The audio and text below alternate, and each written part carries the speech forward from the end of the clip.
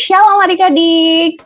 Shalom teman-teman semuanya yang siap untuk mendengarkan firman Tuhan hari ini. Boleh yuk kita sama-sama tundukkan kepala kita bersatu hati dalam doa. Bapak, terima kasih ya Tuhan, kami tahu Engkau sendiri yang memampukan kami semua untuk ada di tempat ini. Dan pada hari ini kita mau belajar sama-sama tentang firman Tuhan.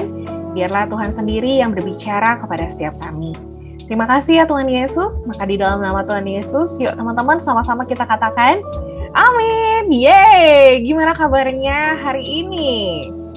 Pastinya luar biasa ya, dan kakak harap semuanya di sini sehat-sehat, karena kita akan belajar suatu hal yang menarik banget nih hari ini, yaitu kita akan belajar tentang stop and think ya. Jadi berhenti dulu sejenak dan berpikir. Tapi berpikirnya gimana ya? Nah, hari ini kita akan belajar juga tentang self-regulation nih. Yuk, buat adik-adik yang semangat hari ini buat dengerin firman Tuhan, sama-sama boleh duduk dulu ya. Jangan berdiri-berdiri, jangan sambil dengerin yang lain atau mengerjakan pekerjaan yang lainnya. Karena untuk mendengarkan firman Tuhan harus sungguh-sungguh ya tentunya ya. Harus fokus juga. Yuk, kita lihat sama-sama. Hari ini kita mau belajar tentang apa sih, Kak Kesha? Jadi, yang pertama-tama, hari ini kita akan belajar tentang what dulu, ya. Apa sih yang dimaksud dengan self-regulation? Karena bicara tentang stop and think, pastinya akan ada kaitan erat nih adik-adik dengan self-regulation. Yang kedua, why ya? Apa sih benefitnya kalau misalnya kita punya yang namanya self-regulation?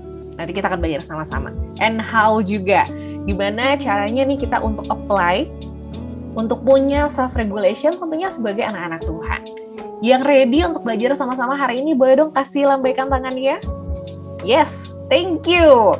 So, adik-adik kita akan langsung aja mulai dengan sebuah kata, yaitu overwhelm. Boleh dong adik-adik share your thoughts ya. Menurut adik-adik, overwhelm itu apa sih? Overwhelm, ada yang ngerasa, aduh pusing banget kak, banyak tugas, atau pusing banget banyak ujian, atau mungkin ada yang punya keluh kesah yang lain, sehingga membuat teman-teman ngerasa ter-overwhelm banget ya, overthinking, ngerasa penuh banget di kepala, kayak bingung gimana caranya untuk ngeluarinnya. Kakak pun pernah merasakan hal yang sama ya adik-adik ya, terlalu overwhelmed dengan pekerjaan, sampai Kak Kesha pernah tidur, yang dimimpiin itu adalah pekerjaan. Tapi ketika bangun, Kak Kesha bingung tuh. Oke, tadi aku habis kerja atau habis istirahat ya. Saking overwhelm-nya. Tapi good news-nya buat adik-adik semua, overwhelm itu adalah it's a normal thing adik-adik. Everyone can feel overwhelmed atau being overwhelmed. And being overwhelmed doesn't mean your world is over. You can do anything about it, teman-teman.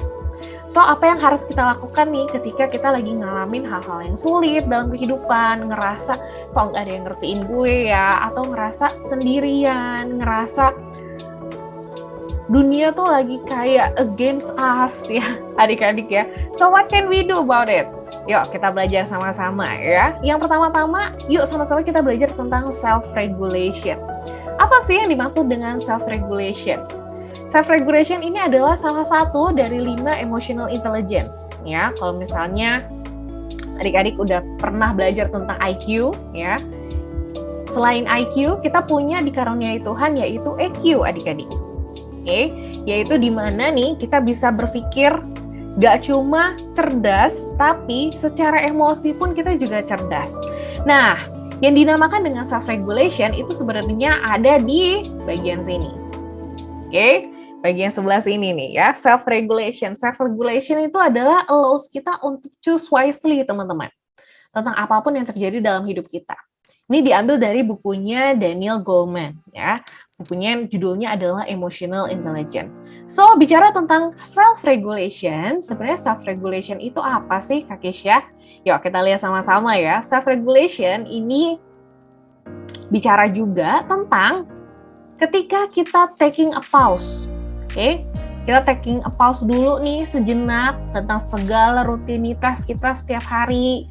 Dan kita bisa memilah mana yang feeling, mana yang perasaan kita, dan mana yang action. Sehingga ketika itu dituangkan menjadi action, kita nggak salah langkah. So, bicara tentang self-regulation, tentunya kita harus taking the time ya, to think things through, oke, making a plan juga, dan breathe patiently. Jadi bicara tentang self-regulation bukan berarti semuanya harus terburu-buru ya adik-adik ya. Oh serba cepet nih kak, serba selesai. Enggak, itu bukan self-regulation. Self-regulation itu berarti kita tahu, kita sadar ya, kita punya feeling, kita punya action, dan kita taking a pause dulu. Sehingga apa yang kita rasakan, apa yang kita lakukan, itu benar-benar sesuai dengan apa yang kita inginkan. Apa sih gunanya kalau misalnya kita punya yang namanya self-regulation? Ya, kita lihat sama-sama. Why? Why we need self-regulation in our daily life? Kak Keisha ada sebuah video nih di sini ya, di sebelah sini. Kak Keisha mau kasih video ini buat adik-adik semuanya, biar kita saling belajar juga di sini ya. Dari video ini, apa yang adik-adik bisa pelajari? Oke, yuk kita lihat videonya sama-sama.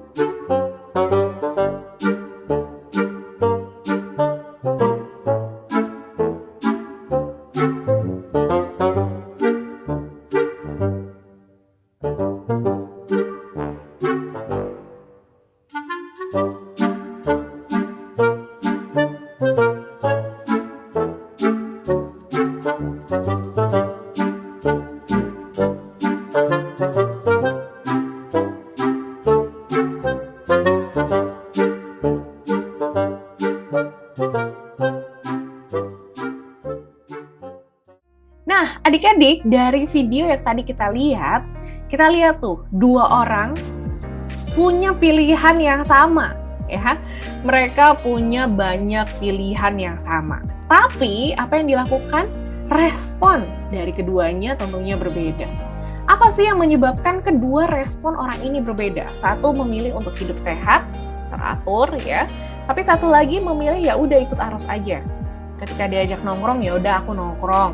Ketika diajak minum ya udah aku minum gitu ya. Tanpa self regulation sama sekali. Yuk kita lihat prosesnya di dalam otak kita. Apa sih yang sebenarnya terjadi? So, adik-adik, sebenarnya yang terjadi dalam kepala kita adalah kita punya yang namanya stimulus dan juga respon. Stimulus itu adalah segala sesuatu yang terjadi dalam kehidupan kita. Kayak yang tadi ya, stimulusnya adalah dia bangun pagi. Atau stimulusnya adalah ketika dia bekerja setiap hari. Itu adalah stimulus adik-adik. Kalau adik-adik mungkin stimulusnya adalah sekolah misalnya. Atau stimulusnya adalah main. Atau ketika belajar, itu adalah stimulusnya kita. Nah, yang membedakan dari stimulus-stimulus itu adalah bagaimana dengan respon kita setiap hari terhadap pilihan-pilihan yang ada di dalam kehidupan kita. Nah, semuanya itu ada di dalam kerja otaknya kita, adik-adik. Di dalam kepala kita nih, ada yang namanya executive function, ya. Selain executive function, kita juga punya ada yang namanya managing emotion. Oke, executive function tuh gunanya buat apa sih, Kak Kesha? Jadi, di dalam executive function, biasanya ini digunakan untuk memonitor atau untuk memanage. Kita punya attention, ya, kita punya pemikiran, kita punya behavior, sehingga itu bisa berjalan dengan baik. Nah, selain itu, di fungsi kepala kita ada yang namanya managing emotion. Nah, ini skill set yang puji Tuhan, ya, ini nggak inborn, adik-adik. Jadi, ini tidak dibawa dari lahir. Bisa dipelajari tentang managing emotion. Mereka bisa teachable, ya, bisa dipelajari, bisa dipraktekin juga tentunya. Dan apa yang terjadi kalau misalnya kita tidak bisa memanage kita punya emotion dengan baik? Maka yang akan terjadi adalah seperti ini, adik-adik. Executive function kita akan terbengkalai. Oke, jadinya kita sangat kuat banget nih terhadap managing emotion-nya. Contohnya, misalnya, marah-marah gitu ya. Ketika marah-marah, yang dilakukan mestinya, kalau marah kan kita jelasin ya kenapa kita marah. Tapi yang kita lakukan ketika marah adalah banding-banding barang misalnya. Atau teriak-teriak. Nah, itu adalah salah satu ciri-ciri orang-orang yang executive function-nya, mereka terganggu. Tidak bisa berjalan dengan baik. So, teman-teman, adik-adik yang kita kasihi, sama-sama yuk kita belajar hari ini. Kalau misalnya Tuhan kasih kita otak ya, brain di kepala kita, yuk kita pergunakan kedua hal ini dengan baik. Jangan sampai kita gagal dalam hal memanaging emotion kita sehingga executive function kita yang terganggu. Oleh sebab itu apa yang bisa kita lakukan? Hari ini kita punya pilihan. You are the driver of your life. Kita yang menjadi driver di dalam kehidupan kita. Bukan orang lain, ya. Bukan keadaan juga, bukan hal-hal yang ada di sekitar kita, kayak papa, mama, adik, kakak, dan segala macamnya. Tapi, yuk sama-sama kita ambil keputusan bahwa kitalah yang bertanggung jawab terhadap respon kita sendiri.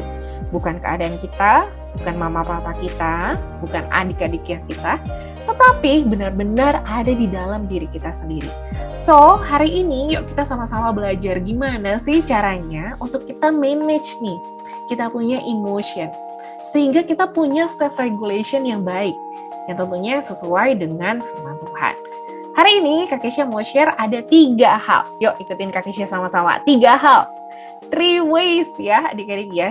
3 cara untuk kita bisa beregulasi dengan baik. Caranya gimana tuh? Caranya yang pertama-tama adalah kita ambil dari firman Tuhan, yaitu self-control ya, atau pengendalian diri.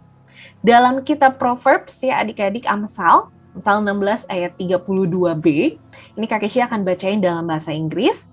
Better to have self-control than to conquer a city. Jadi firman Tuhan pun bilang adik-adik, bahwa jauh lebih baik kalau misalnya kita punya self-control dibandingkan kita menguasai kota. Kenapa sih firman Tuhan pakai menguasai kota? Karena zaman dahulu konteksnya orang-orang yang berhasil menguasai kota itu biasanya dihormati, dihargai ya adik-adik ya. Ibaratnya orang-orang respect deh sama dia. Nah firman Tuhan ini bilang loh, gak cukup kita cuma bisa menguasai kota aja. Yang jauh lebih baik adalah kita bisa menguasai diri kita sendiri. Nah, bagaimana dengan keseharian kita? Ketika kita mengontrol emosi kita, apakah kita sudah bisa nih mengontrol diri kita sendiri?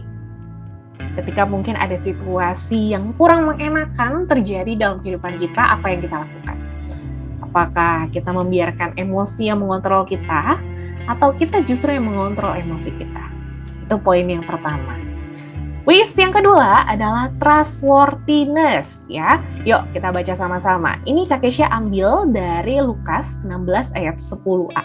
Kak Kesha sekali lagi bacain pakai bahasa Inggris ya. Whoever can be trusted with very little can also be trusted with much. Ini firman Tuhan bilang loh adik-adik. Kalau misalnya kita setia ya dalam perkara kecil, maka Tuhan akan kasih perkara yang lebih besar. Nah, bagaimana dengan kita setiap hari? Apakah kita sudah setia nih dalam hal-hal kecil? Hal-hal simpel yang mungkin kita bisa lakukan setiap hari. Contohnya, misalnya, yang paling simpel banget deh. Beresin tempat tidur. Apakah masih dikerjakan sama Mbak atau udah sendiri adik-adik? Apakah kita sudah setia dalam perkara kecil?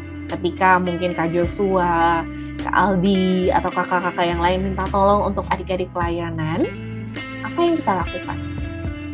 Apakah kita menganggap remeh atau justru kita bersungguh-sungguh di dalam pelayanan kita? So, adik-adik hari ini kita belajar untuk self-regulation. Yang kedua adalah menjadi orang yang dapat dipercaya. Gak cuma hal-hal yang besar aja gitu ya, tetapi justru pada hal-hal kecil yang terjadi dalam kehidupan kita setiap hari. Contohnya misalnya bangun pagi, apa yang kita lakukan? Apakah langsung ngecek handphone atau justru kita langsung berdoa? So, hari ini sama-sama yuk kita perhatikan apa yang kita lakukan setiap hari. Ingat, setia sama perkara kecil, nanti Tuhan akan kasih perkara yang jauh lebih besar. Yang ketiga hari ini, yaitu adalah innovation. Innovation tuh bicara tentang apa sih? Ini kakak ambil dari Romans ya, dari Roma 12 ayat 2. Saya bacain lagi. Be transformed by the renewal of your mind.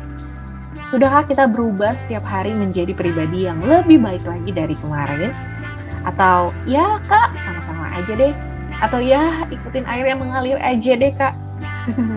Bagaimana dengan kita setiap hari? Apakah kita sudah cukup bertransformasi dalam kehidupan kita? Meninggalkan kebiasaan-kebiasaan yang buruk dan mengubahnya menjadi kebiasaan yang baik. So, adik-adik yang Kak Kesha kasihi, yuk sama-sama nih, kita berinnovation, menjadi pribadi yang jauh lebih baik lagi setiap hari. Coba deh, sekarang tulisin hal-hal simpel apa yang kamu mau ubah hari ini. Mungkin mau ubah marah-marahnya, mungkin mau ubah kata-kata kasarnya, atau mungkin mau ubah ngomongin orangnya. Apapun itu, adik-adik, cobalah untuk berinovasi, berubah setiap hari, menjadi pribadi yang jauh lebih baik dari sebelumnya. So, akhir kata hari ini Kak Kesha mau tutup, yaitu adalah let God and let's go. Jangan menyerah ya adik-adik ya. Kalau ketika kita ngerasa overwhelmed, ngerasa dunia sepertinya mau runtuh, jangan menyerah. Karena Tuhan belum menyerah dalam kehidupan kita. Yuk, kita tutup, kita berdoa sama-sama. Bapa dalam surga, terima kasih kami mengasihi-Mu Tuhan, dan kami tahu segala apapun yang terjadi dalam hidup kami, semuanya sudah dirancang oleh-Mu Tuhan. So, hari ini kami mau belajar bahwa kami mau punya self-regulation yang baik, yang tentunya sesuai dengan firman Tuhan. Bantu setiap kami ya Tuhan, kami tidak mau menyerah, sebab kami tahu Tuhan juga belum menyerah dalam kehidupan kami. Terima kasih Tuhan Yesus, maka di dalam nama Tuhan Yesus, haleluya. Amin. Adik-adik, sebelum adik-adik mematikan YouTube ini, Kak Kesha ada hadiah nih buat adik-adik semua. So, untuk adik-adik yang sudah memperhatikan dari awal sampai akhir, silakan langsung aja scan barcode ya, yang di sebelah sini. Nah, kalau misalnya adik-adik udah scan, nanti adik-adik akan diarahkan ke buku. Ini bukunya gratis buat adik-adik semua. Karangan Dale Coleman, judulnya adalah Emotional Intelligence. Bukunya dalam bahasa Inggris, tapi buat adik-adik yang mau baca, mau belajar, kalau misalnya ada yang nggak ngerti, boleh kok langsung kontak Kak Kesha. Terima kasih adik-adik. Sampai jumpa. Tuhan Yesus memberkati.